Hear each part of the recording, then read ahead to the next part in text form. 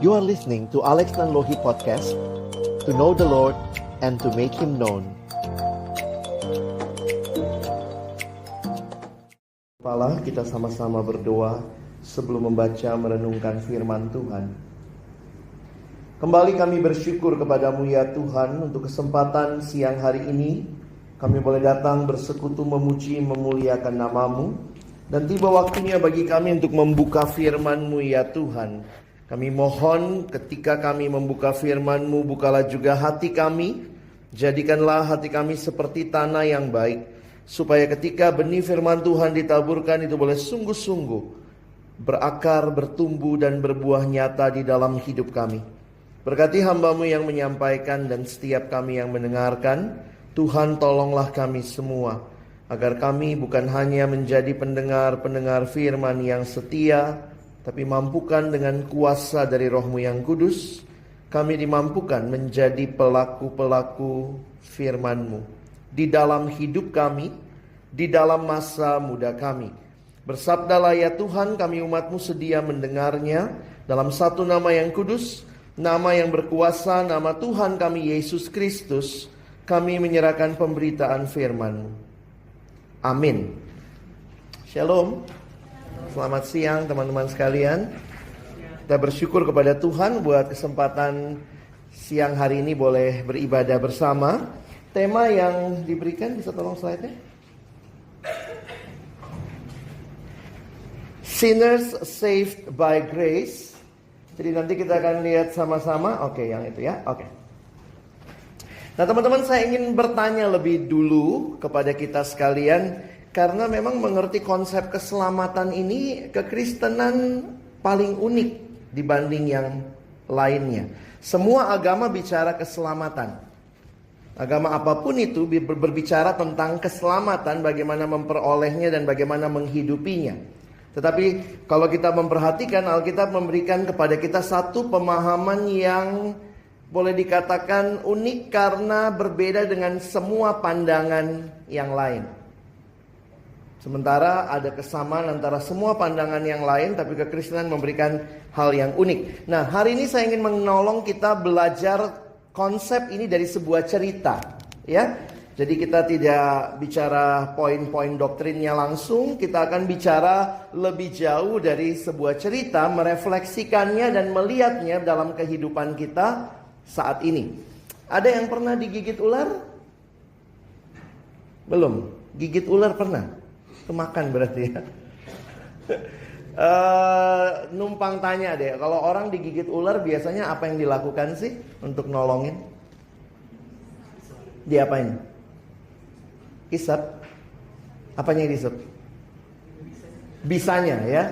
Bisanya dikeluarin, diisap terus ditelan.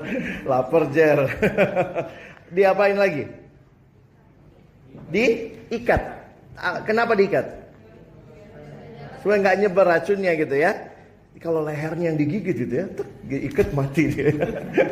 Saya lagi kebayang gitu. Jadi apa? Diisap, digigit, diisap, diikat, apa lagi? Kurang Kristen nih. Saya pernah ke anak SD, saya tanya hal yang sama. Didoain, ya juga sih. Nggak kebayang doa-doa ya. Ikat, isap, apalagi? Ya bawa ke dokter lah ya, jangan repot gitu ya. Nah kita akan melihat di perjanjian lama ada satu cerita yang menarik di dalam Bilangan pasal 21. Mari yang bawa Alkitab, kita buka sama-sama Bilangan pasal yang ke-21. Kita akan baca di dalam ayat yang ke-4 sampai dengan ayat yang ke-9. Mari kita baca bergantian, pria membaca ayat 4, wanita baca ayat 5, kita bergantian sampai ayat 9 ya. Judul yang diberikan oleh LAI adalah ular tembaga. Jadi perhatikan ini dalam perjalanan Israel menuju ke tanah Kanaan dan mereka mengalami peristiwa ini. Mari yang pria mulai baca, 1, 2, iya. Setelah mereka berangkat dari Gunung Hor, berjalan ke arah Laut Tebrau untuk mengelilingi tanah Edom, maka bangsa itu tidak dapat lagi menahan hati di tengah jalan.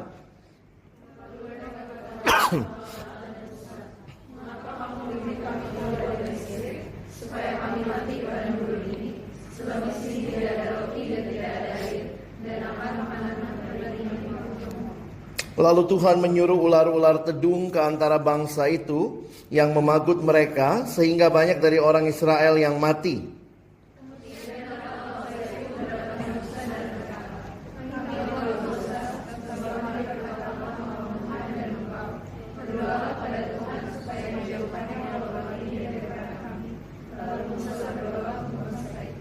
Maka berfirmanlah Tuhan kepada Musa, buatlah ular tedung dan taruhlah itu pada sebuah tiang. Maka setiap orang yang terpagut, jika ia melihatnya akan tetap hidup.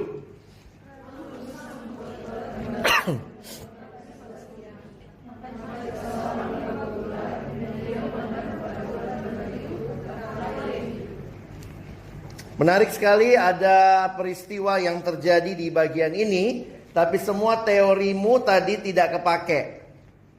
Nggak ada gitu ya. Kalau ada yang kegigit ular maka isep, ikat. Tidak ada. Karena itu saya ingin mengajak kita mencoba melihat bagian ini dalam 4 hal. Kita coba melihat cerita ini dalam 4 hal. Yang pertama, kita lihat dulu ada penyakit yang harus disembuhkan. Ada masalah apa? Kalau kita lihat ada sebab akibat di sini begitu ya. Kita melihat Israel sebagai umat Allah, bangsa milik Allah, sedang dalam perjalanan dituntun Allah di padang gurun. Dan kalau kita perhatikan, ini sedikit kalau mau lihat petanya, ini Gunung Hor, ini tanah Edom. Jadi mereka kan masuk melalui rute timur gitu ya. Kalau kita lihat Israel, mereka harus masuk dari sini. Sebenarnya menarik loh kalau kita pelajari sejarahnya Israel itu, apalagi peta geografisnya dari Mesir, ini Mesir di sini, dari Mesir pergi masuk ke tanah Kanaan, tidak ada laut yang harus diseberangi. Ya, mana lautnya? Nggak ada. Dari sini mah jalanannya begini. Tuhan nggak pimpin mereka begitu. Lihat ya, Tuhan pimpinnya ke bawah sini. Laut ini yang dibelah. Udah gitu naik lewat sini. Bukan lewat sini langsung. Naik lewat sini sehingga ini ada sungai Yordan yang harus dibelah lagi, diseberangi lagi. Jadi memang menarik kalau kita memperhatikan. Dan di tengah-tengah jalan, kalau kita lihat ceritanya, melalui tanah Edom, maka bangsa itu tidak dapat lagi menahan hati di tengah jalan. Lalu mereka mulai komplain sama Musa. Lihat komplainnya. Mengapa kamu memimpin kami keluar dari Mesir supaya kami mati di padang gurun ini? Ngeri banget ngomongnya ya. Di bagian lain dia bilang, apa kurang kuburan di Mesir sehingga kami harus mati di sini. Sehingga perhatikan di dalam terjemahan yang lain ayat 4-5 dalam bahasa Indonesia sehari-hari menggunakan kata ini. Habis kesabarannya dan mengomel terhadap Allah dan Musa. Dan dilanjutkan di ayat yang kelima, mereka berkata begini ya. Kami muak dengan makanan yang hambar ini. Apa sih yang mereka makan selama perjalanan? Mana. Sementara kalau kalian cek tentang mana, di beberapa bagian itu kalimatnya menarik nih. Mana roti dari surga, makanan mana di padang gurun sampai kedatangan mereka di Kanaan, karunia mana tidak selalu mereka hargai sebagaimana mestinya. Nah perhatikan ada ayat lain yang mengatakan pada waktu pagi mereka temukan mana di padang gurun rupanya seperti ketumbar dan bentuknya seperti damar bedola. Nah bilangan pasal yang ke-11 ayat yang ke-8 ini kemudian ada kalimat lah, ada penjelasan atau ada keterangan rasanya manis seperti kue madu. Jadi waktu ngomong hambar itu penistaan bener ya. Itu kayak kita lah ya, Tuhan udah kasih banyak hal, tetap aja komplain. Mengapa Tuhan? Kenapa hidupku susah padahal udah banyak banget senengmu? Gitu ya. Sehingga mana itu adalah bukti kesetiaan Allah kepada umatnya. Allah setia kepada Israel, buktinya Allah memberikan mana kepada mereka. Karena mereka kemudian komplain terhadap kesetiaan Allah, mereka melawan Allah. Ingat, ini akarnya dosa. Manusia selalu mau jadi Allah. Sehingga perhatikan di dalam ayat yang ke-6. Lalu Tuhan menyuruh ular-ular tedung. Itu siapa sih? Kayak apa sih ya? Kalau lihat terjemahan bahasa Inggrisnya menarik. A fiery serpents. Jadi ini menarik untuk memperhatikan. Ini adalah hukuman Allah dikasih fiery serpents among the people, and they beat the people so that many people of Israel die. Teman-teman, kayak apa ular tedung itu? Dalam satu penyelidikan yang saya lakukan dikatakan begini. Fiery serpent disebut demikian karena akibat gigitannya akan menimbulkan rasa panas bagaikan terbakar pada mereka yang tergigit. Dimulai dengan rasa panas seperti terbakar dari seluruh tubuh, di seluruh tubuh, seperti api yang tidak bisa padam,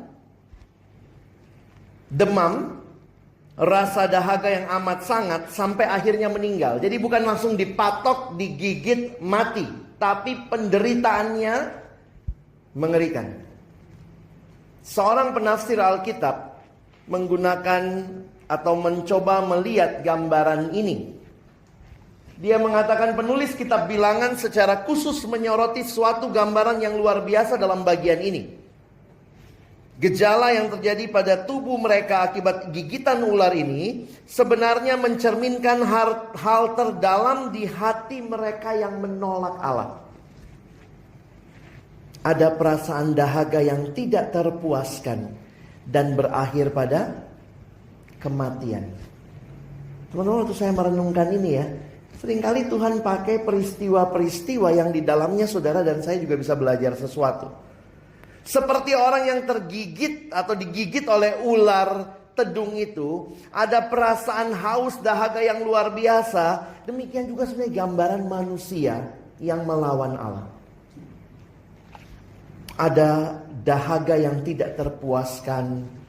Kenapa? Karena memang kita sudah tahu ya, sejak awal Allah menciptakan manusia, manusia adalah ciptaan Allah. Sebenarnya doktrin ini, konsep ini menjadi satu konsep yang membuat manusia harusnya sadar kita itu nothing without God. Tanpa manusia, Allah tetap Allah. Tapi tanpa Allah, manusia nothing. Kita itu diciptakan oleh Allah. Kita itu makhluk yang harus bergantung kepada Allah. Sehingga kepuasan sejati kita adalah kepuasan di dalam pencipta. Kalau saudara dan saya mau kepuasan yang sejati, jangan dicari dari ciptaan. Kategori ciptaan, baik itu seseorang, pacarmu pasanganmu, orang tuamu, it will never satisfy you. Itu kategorinya ciptaan. Sesuatu, uang, harta, apa saja, you can name it. Penciptalah yang bisa memberikan kepuasan. Karena itu gambaran kepuasan bukan dari yang horizontal, tapi dari Allah. Sehingga saya mengutip kalimat dari John Piper. Dia mengatakan kalimat ini. Dosa adalah apa yang manusia lakukan ketika hatinya tidak puas dengan Allah. Saya banyak merenungkan banyak definisi dosa begitu ya. Salah satunya pelanggaran hukum Allah, dosa memberontak kepada Allah. Tapi ini bagian yang saya renungkan belakangan ini. Dosa adalah apa yang manusia lakukan ketika hati manusia tidak puas dengan Allah. Sehingga dosa itu artinya manusia mencari kepuasan di luar Tuhan. Sehingga ini pertanyaan yang ditanyakan oleh seorang teolog bernama John Stott. Dia mengatakan begini, bayangkan kalau Allah satu-satunya pribadi yang bisa kasih kepuasan ditolak oleh manusia. Apalagi yang bisa kasih kepuasan? Itu yang terjadi di Taman Eden. Coba bayangkan apa yang terjadi kalau Allah saja ditolak. Satu-satunya pribadi yang bisa kasih kepuasan sejati, itu pun manusia tolak. Gambarannya mengerikan. Ketika manusia menggantikan Allah dengan ciptaan, manusia bagaikan menukar emas dengan pasir. Trade for nothing. Tidak heran Alkitab menyatakan di dalam dosa manusia melawan Allah, manusia punya dahaga yang tidak terpuaskan, sama seperti gigitan fiery serpents, it will cost at the very end death. Makanya upah dosa adalah maut. Gambaran peristiwa yang dialami umat Israel di perjalanan mereka menjadi gambaran semua manusia yang sebenarnya sedang melawan Allah. Israel memang seringkali Tuhan jadikan contoh untuk kita semua, karena sebenarnya kita pun tidak lebih baik dari Israel. Atau sebaliknya, Israel pun tidak lebih baik dari bangsa-bangsa lain. Ini yang pertama. Kita masuk yang kedua, ya, ini penyakitnya. Apa sih yang jadi penyakitnya? Simpulan sederhananya, berontak kepada Allah. Dan pemberontakan kepada Allah tidak ada hasil akhir selain binasa. Lalu persiapan untuk penyembuhan, biasalah ya, kalau sudah begini baru mulai cari Tuhan. Perhatikan bagaimana mereka datang sama Musa ya. Kemudian datanglah bangsa itu mendapatkan Musa. Ini setelah banyak yang mati nih. Saya bayangkan itu ya, kalau di perkemahan waktu itu kan mereka belum settle ya. Jadi umat Israel itu camping dari tempat ke tempat. Kalau dikatakan kalau tiang api, tiang awan pindah, mereka harus bongkar campnya lagi, pindah lagi, moving, terus bergerak. Dan bayangkan pada waktu itu di perkemahan, saya sedang membayangkan bagaimana mereka kesakitan, yang digigit ular, mungkin teriak-teriak, haus, dahaga, dikasih air gak bisa memuaskan, akhirnya pada mati. Barulah datang sama Musa. Lalu ngomong kali ya, Mus, tolongin kami Mus ya. Kami telah berdosa sebab kami berkata-kata melawan Tuhan dan engkau. Lihat permintaannya. Mereka minta kepada Musa. Musa berdoalah kepada Tuhan supaya dijauhkannya ular-ular ini daripada kami. Lalu Musa berdoa untuk bangsa itu. Pertobatan menjadi titik awal kita mengalami pemulihan yang dari Tuhan. Sebenarnya hati yang mau bertobat pun, kalau kita lihat lebih dalam, itu hanya semata-mata karena anugerah Tuhan. Pemazmur mengatakan kalimat ini. Daud berkata, dosaku kuberitahukan kepadamu, dan kesalahanku tidaklah kusembunyikan. Aku berkata, aku akan mengaku kepada Tuhan pelanggaran-pelanggaranku. Bukan untuk dipermalukan. Kalau teman-teman punya pergumulan dosa, ingatlah, mengaku di hadapan Tuhan bukan untuk dipermalukan, dipersalahkan. Kadang-kadang kita sebelnya kalau orang tahu dosa kita malah nuding-nuding gitu ya. Udah berubah pun masih ditunjuk-tunjuk. Tapi kalimat ini sangat menghibur. Engkau mengampuni kesalahan karena dosaku. Persiapan untuk penyembuhan ini, mereka mengalami atau menghadapi satu pertobatan atau persiapan hati. Yang menarik adalah, lihat, mereka mintanya agar ular-ular itu dijauhkan. Sebenarnya kan gampang ya. Kalau ular dijauhkan, selesai masalah. Tapi ternyata bukan itu obat yang diberikan. Nah, di sini balik lagi tadi ya. Gimana kalau digigit ular? Tuhan gak bilang, Musa, kalau kamu digigit ular, maka ikat, isap, bawa ke dokter. Bahkan gak ada formula itu sama sekali. Ini agak something kayak mistis gitu ya teman-teman ya. Coba lihat Tuhan bilang apa. Buatlah ular tedung dan taruhlah itu pada sebuah tiang. Makanya sampai hari ini lambang dunia kesehatan adalah, pernah lihat Kimia Farma? Nah, lambang dunia kesehatan tuh ini dari sini gitu ya. Buatlah ular tedung dan taruhlah pada sebuah tiang. Maksudnya ular tedung dari tembaga taruh pada sebuah tiang. Ingat mereka lagi camping. Jadi nampaknya ditaruh di tengah, dari semua tempat bisa terlihat. Lalu dikatakan, maka setiap orang yang terpagut, berarti ularnya masih ada apa belum? Tuhan kok nggak solve the problem? The root cause of the problem is ular. Kok itu nggak diselesaikan? Malah Tuhan bilang, buat ular tedung, taruh itu pada sebuah tiang, maka setiap orang yang terpagut, jika ia melihatnya akan tetap hidup. Lucu ya? Ini Tuhan kita unik juga nih. Lalu kalimatnya apa? Lalu Musa membuat ular tembaga dan menaruhnya pada sebuah tiang. Maka jika seorang dipagut ular dan ia memandang kepada ular tembaga itu, ia tetap hidup. Unik ya caranya. Saya suka iseng gitu ya. Saya kebayang kalau saya jadi orang Israel waktu itu ya. Coba misalnya digigit ular ya. Ya udah ularnya gigit nih. Ya, gigit. Terus saya liatin. Gak mati gitu ya. Karena kan bayangkan. Kalau kegigit apa yang harus dilakukan? Lihat ular. Mungkin ada yang malas lihat ular. Coba abis kegigit. Gak apa-apa. Lu lihat gue gak lihat. Yang satu mati. Tapi gampang sekali. Mudah sekali. Tapi kita belajar dua hal. Ini prinsip doktrinnya saya tarik dari sini. Keselamatan di dalam Alkitab berulang kali dikatakan keselamatan itu dari Tuhan. Pakai caranya siapa? Caranya Tuhan.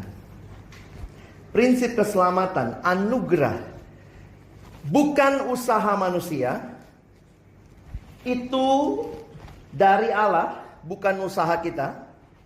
Dan dengan caranya Allah. Kadang-kadang kita suka berasa kalau kita yang jadi Allah lebih bagus sekali ceritanya ya. Kenapa sih Yesus mesti mati di salib? Kalau saya Allahnya, bisa nggak sih menyelamatkan tanpa salib? Oh bisa-bisa aja. Tapi ingat, kamu bukan Allahnya. Saya bukan Allahnya. Ini bukan cerita kita. Ini ceritanya Allah. Dan Allah yang punya cerita ini, punya cara menyelamatkan manusia. Sinners saved by grace. Bukan usaha kita. Semua agama bicara usaha kita supaya selamat. Kekristenan berkata grace is not something that you achieve, something that you do, something that you gain, but grace is something that God has done for you. Bukan apa yang saya lakukan supaya saya selamat, tetapi karena Allah yang menyelamatkan saya, itulah yang membawa keselamatan bagi saya. Jadi kalau kita perhatikan, sebenarnya prinsip ini berulang kali dikasih tahu. Dan orang bilang di dalam perjanjian lama gak ada anugerah. Kalau saya baca cerita ini, saya harus katakan bahkan anugerah itu sudah ada sejak perjanjian lama. Tercermin sekali dalam kisah ini. Gak banyak yang bawa Alkitab cetak kali hari ini ya. Saya juga lagi gak bawa ya. Tapi coba perhatikan bilangan 21 ini, referensi perjanjian barunya ke ayat mana? Tolong yang punya Alkitab cetak, lihat kecil-kecil di bawahnya. Referensinya kemana?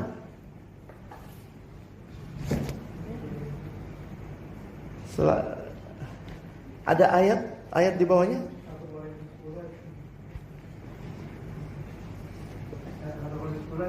Ada ayat lain? Yohanes 3. Kita paling hafal Yohanes 3 ayat berapa? Ayat 16. Kita paling hafal Yohanes 3 ayat 16. Tapi mari lihat, sebelum Yohanes 3 ayat 16, ternyata ada referensi Yohanes 3 ayat 14 dan 15. Ini ayat keselamatan yang kita sangat hafal. Tapi ingat, ini diinspirasi dari cerita di perjanjian lama. Lihat ayatnya 14 dan 15.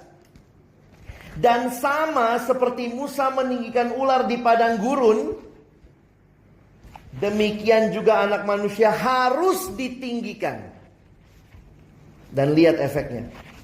Supaya setiap orang yang percaya kepadanya juga beroleh hidup yang kekal. Tuhan tidak meniadakan, menyingkirkan dosa. Kita pun masih hidup di dalam pergumulan melawan dosa. Bukan itu yang Tuhan selesaikan. Tapi Tuhan kasih jalan keluarnya. Bahkan ketika dosa masih jadi realita yang kita hadapi. Karena itu Roma 5 ayat 8 berkata, Dia telah mati bahkan ketika kita masih berdosa. Unik sekali.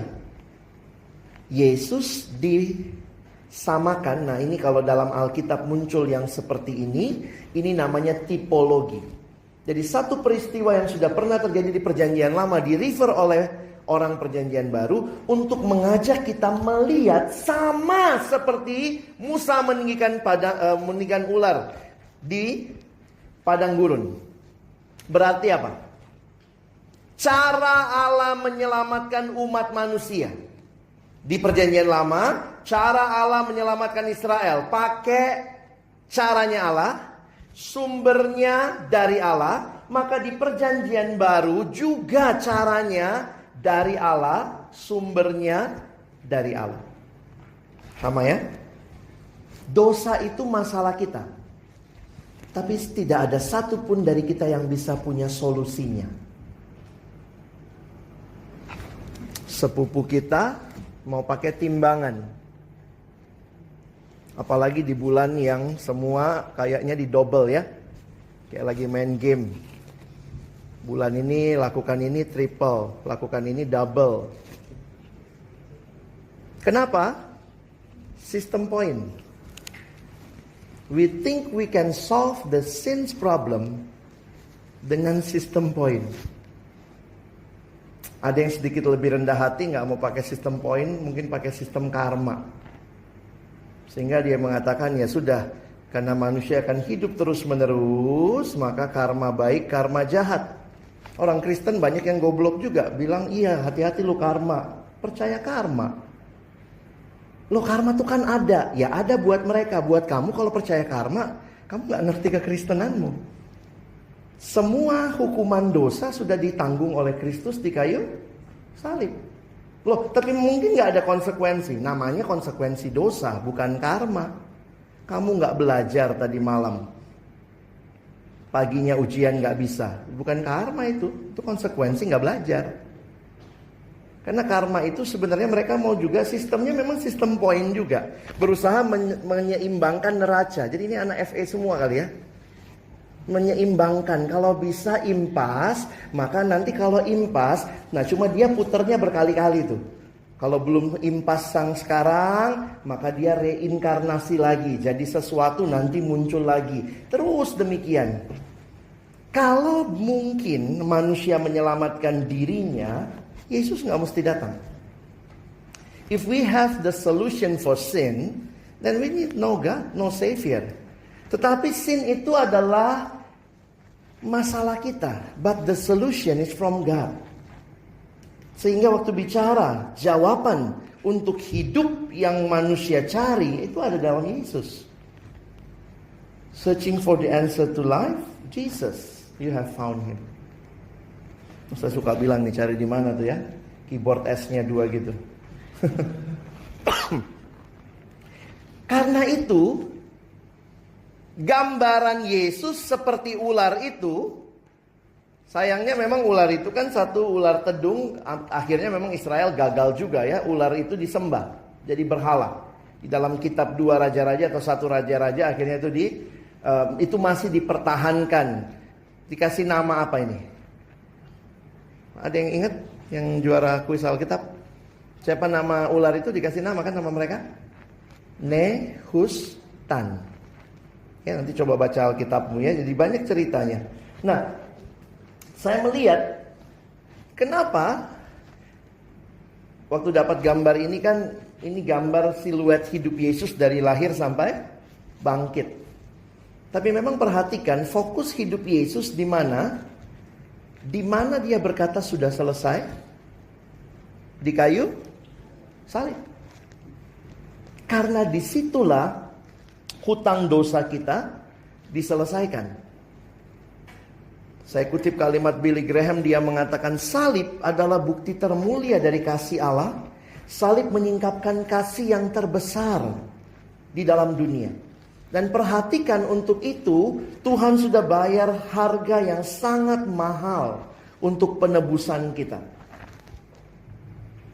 Kalau melihat ular itu kita bisa selamat, orang perjanjian lama bisa selamat, maka ternyata yang tergantung di kayu salib adalah anak Allah sendiri. Dan anak Allah yaitu Yesus Kristus, dia menggantikan hukuman yang harus saudara dan saya tanggung. Jadi beda tuh kalau sama ular itu kan ya dia cuma simbol ya. Tapi Yesus menjadi korban yang mampu menggantikan. Salib menunjukkan betapa seriusnya dosa kita. Tapi salib juga menunjukkan betapa luar biasanya kasih Allah.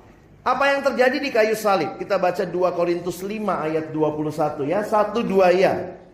Dia yang tidak mengenal dosa telah dibuatnya menjadi dosa karena kita, supaya di dalam Dia kita dibenarkan oleh Allah.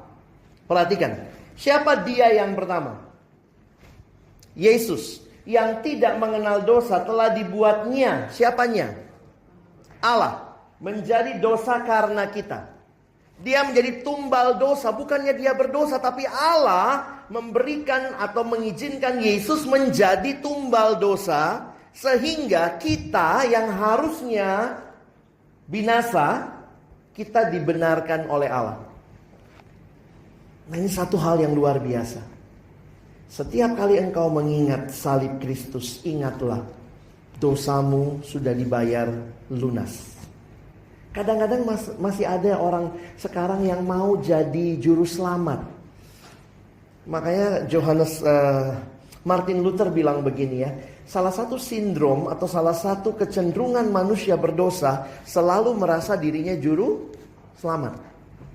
Kita tuh selalu mau adding something to the finished work of redemption that Jesus had accomplished for us. Kita selalu mau nambahin. Karena apa? Kayaknya kita nggak mau sesuatu tuh benar-benar gratis begitu ya. Kan Tuhan bilang semua udah dibayar lunas. Tuhan, saya bayar dikit dong. Kenapa? Karena dosa manusia selalu mau punya sesuatu yang dibanggakan. Kalau ada kontribusi saya sedikit dalam keselamatan, rasanya all the glory to God and also me. Jadi ada sesuatu yang kita mau. Nah, ini sekarang yang terakhir. Bagaimana memperoleh kesembuhan itu?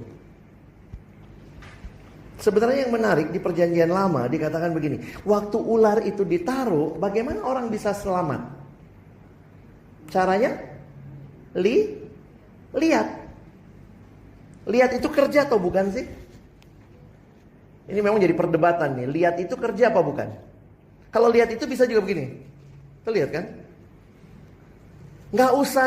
Jadi makanya sebenarnya begini. Penghayatan Alkitab tentang melihat itu bukan kerja berat. Kegigit. Set. Gitu doang.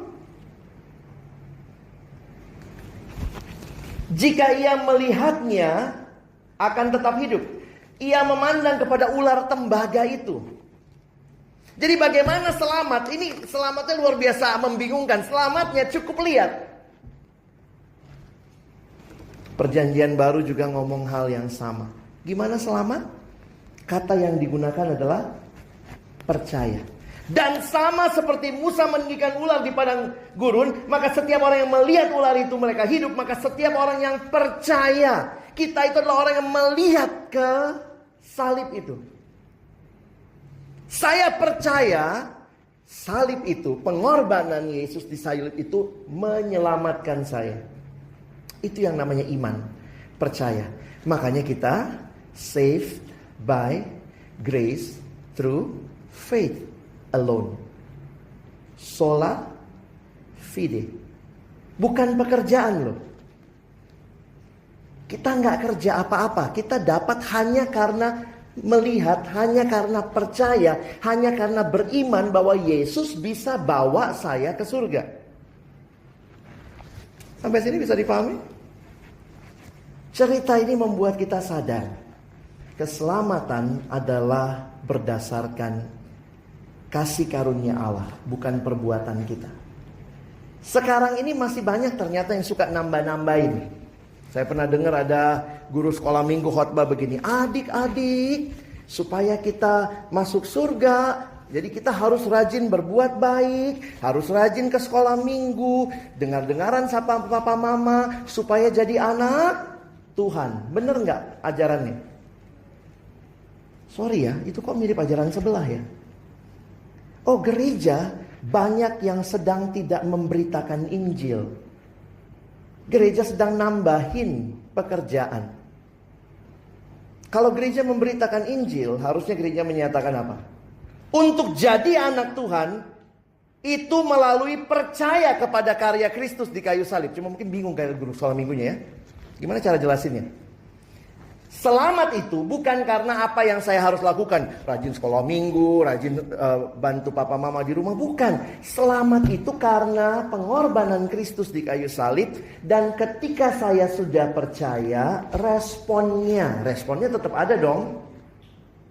Iman tanpa perbuatan adalah mati kan? Tapi bukan perbuatan yang menyelamatkan. Kekristenan sangat pas menaruh pekerjaan baik. Pekerjaan baik bukan syarat keselamatan, tapi respon keselamatan. Sementara semua agama sedang menempatkan pekerjaan baik menjadi syarat supaya selamat. Kadang-kadang gak logis juga, karena banyak hal dalam dunia kita sebenarnya mengikuti pola anugerah, sadar atau tidak. Contoh, kalau kamu tinggal di rumah nih, pagi-pagi bangun, nyapu, ngepel, beresin tempat tidur, bantu papa mama. Saya tanya, kamu lakukan itu supaya jadi anak atau karena kamu anak? Jawab. Karena anak? Atau ada yang habis bangun tidur, nyapu, ngepel, terus bikin proposal, bapak mama terima saya jadi anak. Dibilang gila kau. Kasihan anakku ya, udah kuliah tinggi-tinggi, gila. Jadi tidak ada upaya kita menjadikan kita anak, karena itu terjadi dari natural orang tua kita lahir. Tetapi yang kita lakukan itu supaya jadi anak, bukan, itu karena kita anak. Ngapain saat teduh tiap hari? Ngapain rajin ke gereja? Supaya jadi anak? Loh, kalau itu bisa menjadikan kita anak, di surga balik lagi sistem poin. Saat teduh gak bolong, berapa poinnya? Saat teduh bolong terus, berapa poinnya? Loh, asik juga gak bang kalau kayak gitu ya. Berarti gak usah saat teduh ya. Kan kata abang bukan itu yang menyelamatkan. Tapi pertanyaannya, kalau betul kau sudah selamat, kau saat teduh gak? Mana ada anak yang sangat sayang sama papa mamanya, tidak mau berkomunikasi. Itu responmu. Itu bukti kamu anak Allah. Jadi kalau ada yang bilang, tapi bang kalau begitu ya saya gak usah saat teduh, gak usah doa. Pertanyaan saya bukan ininya. Kau anak Allah bukan? Kalau kau anak Allah itu responmu. Kalau ini kau gak kau lakukan, yang saya pertanyakan kau anak Allah atau bukan? Jangan ngaku-ngaku. Anak tetangga aja. Contoh lagi. Mana duluan? Status dulu kita dapat baru aktus, baru action. Atau action dulu baru dapat status? Dunia sistemnya action dulu baru dapat status. Tapi kan gak begitu sebenarnya. Saya tanya, kamu diterima dulu jadi anak FEUI baru rajin ke kampus? Atau kamu rajin ke kampus makanya kamu jadi anak FEBUI? Ayo jawab. Rajin ke kampus supaya jadi anak FEB?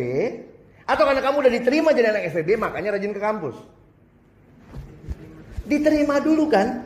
Ada loh yang lebih rajin ke kampus dibanding kamu. Tuh satpam. Kau libur dia masuk. Tapi dia bukan anak FEB. Jadi bukan upaya kita melakukan rutin tiap hari, tiap kali dapat poin bisa bikin kita jadi anak Tuhan. Tapi karya Kristus menyelamatkan kita, menjadikan kita anak Tuhan. Dan respon dari anak Tuhan adalah hidup seturut kehendak Tuhan. Sehingga hari ini saya berharap doktrin keselamatanmu ngelotok, ngerti.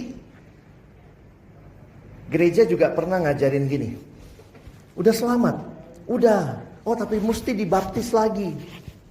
Ini juga banyak ya, hati-hati dengan gereja-gereja yang baptis ulang. Ada yang nanya, kenapa mesti dibaptis lagi? Oh kalau enggak selamat kamu. Loh berarti keselamatan karena terima Yesus dan baptis. Ingat loh, kamu sudah menambahkan sesuatu pada karya Kristus yang genap. Awal-awalnya dulu saya pikir bercanda, tapi ternyata banyak yang serius banget dengan ajaran semacam itu. Saya mengerti beberapa gereja menjadikan baptisan syarat keanggotaan. Tapi ada juga gereja yang menjadikan baptisan syarat keselamatan. Nah itu ngeri. Dulu ada yang bilang sama saya, abang dulu bukan abang ya, ini teman saya. Lex, kau udah dibaptis? Udah sih, kapan? Waktu masih kecil. Diapain? Dipercik. Oh, pala lu doang masuk surga. Ini ajaran apa ini? Jadi kau mesti baptis lagi, diulang, diselam, biar seluruh badan masuk surga. Hah? Jadi saya masuk surga tuh karena, pokoknya gini loh, kalau kita, memang ada tradisi yang berbeda antara baptis diselam dengan baptis dipercik. Kita nggak usah mempermasalahkan itu. Yang bikin baptisan sah itu apa? Banyaknya air. Kalau makin banyak airmu lebih sah. Sekarang lebih gila lagi, orang pergi ke Sungai Yordan baptis. Kalau baptis cuman di mana? Kau di gerejamu, bukan, itu air pam. Mesti air Sungai Yordan. Lama-lama saya bilang ini Kristen tambah gila, tambah gelo. Kenapa? Kita jadi legalistik. Yang bikin baptisan sah bukan airnya, tapi dibaptis dalam nama siapa? Mau dipercik, mau dikepret, mau disembur, itu sah kalau dalam nama Bapa, Anak, dan Roh Kudus. Bukan cara tertentunya yang menyelamatkan. Dikaitin lagi, kan Yesus dibaptis selam. Loh, ini bukan masalah Yesus dibaptis selam. Siapa yang bisa membuktikan Yesus diselam? Loh, kalimat Alkitab itu di dalam bahasa Yunani ada dua. Ini kalau belajar Alkitab baik-baik ya. Dalam bahasa Yunani ada dua kata. Keluar dari sama keluar dari dalam. Kalau keluar dari dalam nih begini. Keluar dari dalam. Jreng. Kalau keluar dari bisa begini. Saya keluar dari. Kata yang dipakai waktu habis Yesus dibaptis, Yesus keluar dari air. Bisa diselam, bisa juga nggak diselam. Karena itu saya lihat juga tidak ada keharusan harus kayak Yesus diselam. Kalau harus kayak Yesus, ke Yordan kamu. Tapi begitu, sekarang diajarin sebagai syarat keselamatan. Kamu udah selamat, mesti bisa bahasa roh. Saya digituin sama teman saya, kau gak bisa bahasa roh, Lex? Enggak. Nanti di surga kau bahasa apa? Saya kaget. Emang kenapa? Di surga orang bahasa roh lah. Makanya belajar dari sini. Saya disuruh kursus waktu itu. Bener. Saya ingat waktu zaman saya remaja tuh ada kursus bahasa roh di Semarang. Itu 2 minggu ke sana. Pulang bisa bahasa roh. Kenapa? Itu syarat keselamatan. Kalau kamu mau selamat ya kamu mesti bisa bahasa roh. Nanti mau bahasa apa kamu di surga? Bahasa Indonesia? Nggak laku. Saya bilang kelihatannya ajarannya menarik ya. Tapi telah menambahkan sesuatu kepada karya keselamatan Kristus. Nah, kiranya teman-teman bisa memahami dan akhirnya makin menyadari. Sinner saved by grace. Itu masih ada waktu. Oke, pikiran 15 tahun lagi. Ada pertanyaan? Saya udah selesai sih. Ada pertanyaan? Mungkin kalau masih ada bingung-bingung mau tanya, silakan. Feel free. Kita pakai waktu yang ada bisa tanya jawab.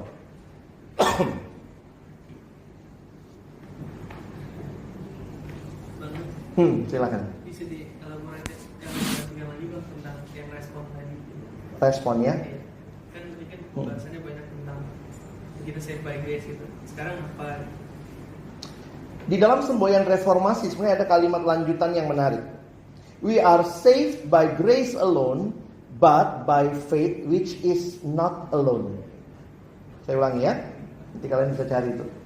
We are saved by grace alone, by faith alone. Jadi kita selamat hanya karena iman kepada Tuhan, tetapi diselamatkan dalam iman yang tidak berdiri sendiri. Kira-kira begitu.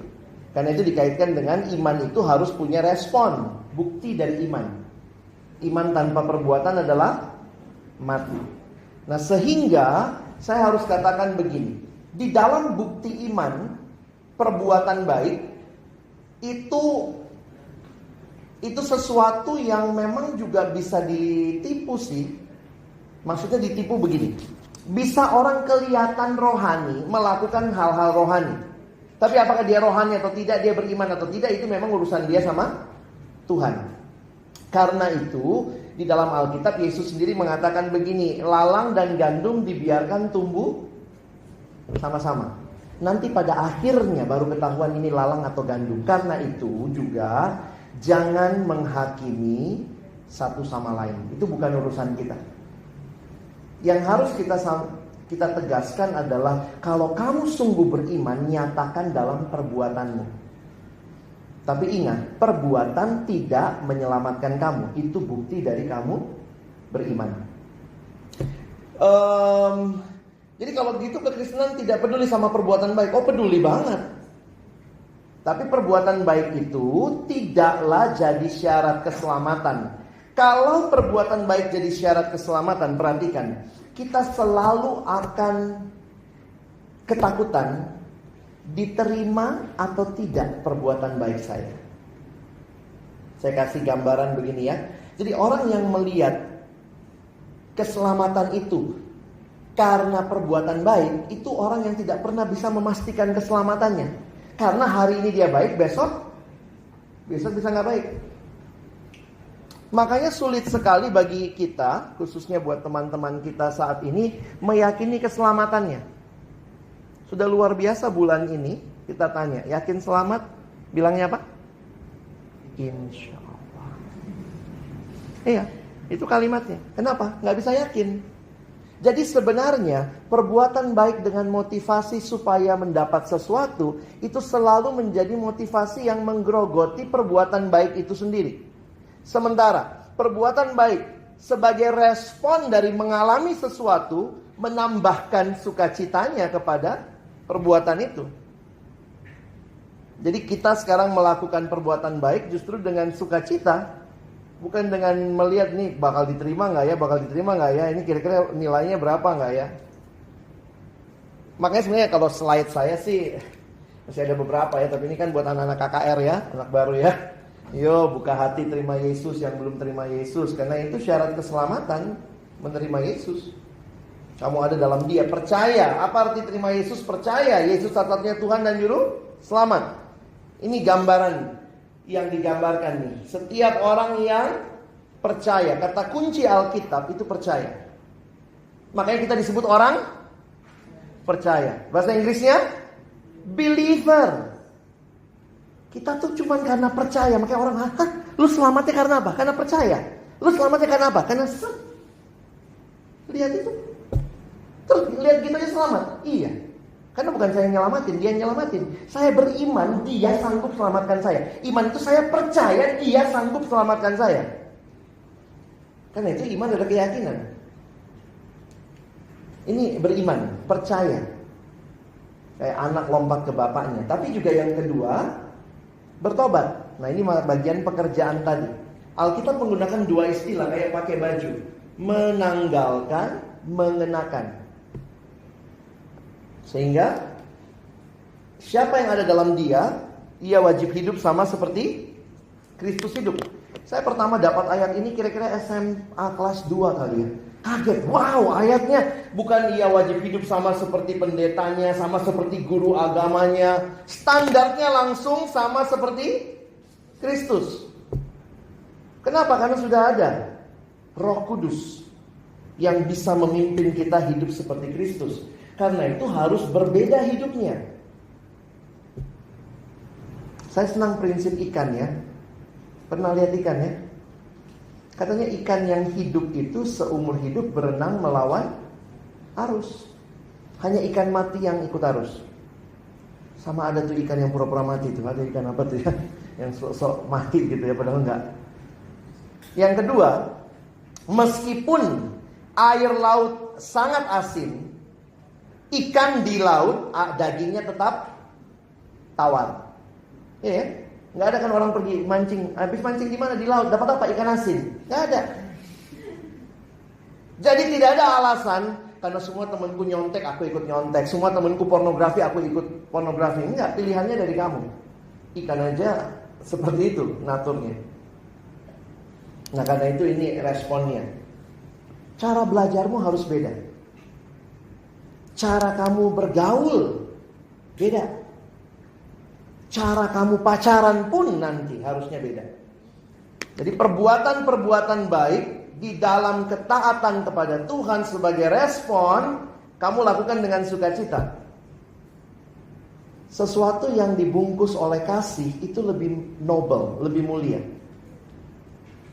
Kalau kamu melakukannya karena kewajiban supaya dapat sesuatu, sebenarnya motivasi tersembunyi dalam dirimu. Tapi kalau kita memang untuk memberikan terbaik kepada Tuhan, sukacita kita. Ada pertanyaan lain?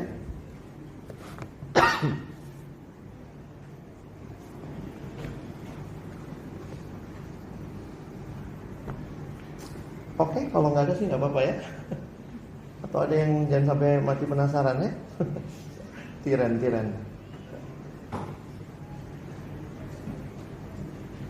Iya, sebagai orang yang sudah diselamatkan, ini ya, yes to God, no to sin. Saya sempat mikir gini sebagai penutup ya. Saya sempat mikir gini, kalau saya sudah digigit ular kedung, apakah saya akan lakukan seperti yang saya lakukan tadi? Main-main, nih gigit terus lu, gitu ya. Saya pikir orang normal tidak mau sampai kegigit ular kedung lagi. Jadi ada yang tanya sama saya, kalau gitu enak dong ya, Bang, jadi orang Kristen bisa rajin bikin dosa, kan sudah pasti selamat. Coba saya mau tanya, Yesus mati untuk dosamu yang kapan? Yang dulu, sekarang, atau yang akan datang? Semuanya. Asik banget ya. Belum bikin udah pasti diampuni. Kalau gitu bolehkah saya berdosa? Saya nikmati dosa? Kalau kamu terus nikmati dosa, kamu berarti tidak pernah mengerti anugerah. Karena orang yang mengalami anugerah tidak akan lagi mau hidup terus-menerus dalam dosa. Bisa jatuh? Bisa. Tapi tidak akan tergeletak, tidak akan menikmati terus-menerus. Itu ternyata Paulus sudah baca ya. Karena jemaat kan kayak kita juga pikirnya, ih asik ya, anugerah ya, enak banget ini. Lalu Paulus tulis, kita baca ayat terakhir, Roma 6 ayat 1 dan 2. Ini buat jemaat-jemaat kayak kita yang suka nanya-nanya aneh, nanya-nanya celah hukumnya ya. Biasa kalau anak pajak dia cari celah pajaknya supaya nggak kena ini. Roma 6 ayat 1 dan 2. Saya jadi Paulus, saya tanya kamu Roma 6 ayat 1, kamu yang jawab ayat 2 ya. Jika demikian, apakah yang hendak kita katakan? Setelah dia jelasin doktrin keselamatan di atasnya ya. Bolehkah kita bertekun dalam dosa supaya semakin bertambah kasih karunia itu?